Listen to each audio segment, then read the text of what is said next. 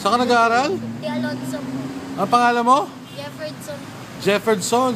Bakit ang galing mo kumanta? Hindi ko po alam. Yung po kasi pinapala sa amin sa kanila. O, so bukas may pasok ka. O, sige. Tira. Kanta. Ang pangarap ko'y nagmula sa'yo. Sa iyong ganda ang puso'y di makalimutan.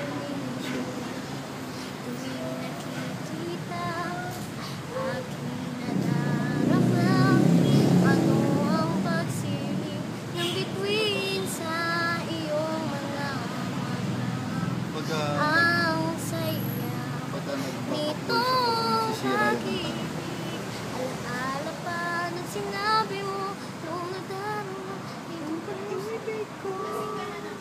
Dadalhin kita sa aking palasyo, dadalhin hanggang langit ay manibago.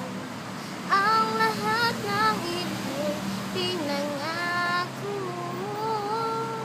Dadalhin lang pala ng langit ang pangarap ko. Umiiyak, umiiyak ang puso ko.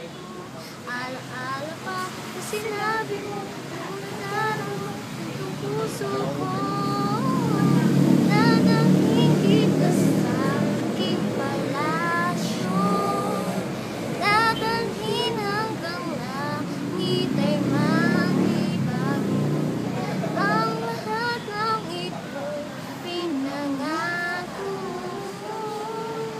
Dadalhin lang pala ng hangin ang pangarap ko. Ang galing mo, Brad. Bakit ano? Ilan taon ka na ba? 12 po. Anong grade 12? mo na? Ha? Grade 6? Bakit? Hindi mo. Eh, ba't wala ka tsinelas? Wala po eh. Ha? Wala. Ba't wala ka tsinelas? Tsaka bakit ka nandito? Ano lang po, kumakanta-kanta lang po sa mga ano. Pero Ha? magtatawid ka ba dun? Pero po doon po ako sa tulay, as in po sa overpass. Buti naman. Kasi delikado na. Dami namamatay dyan. Ilan kayo magkakapatid?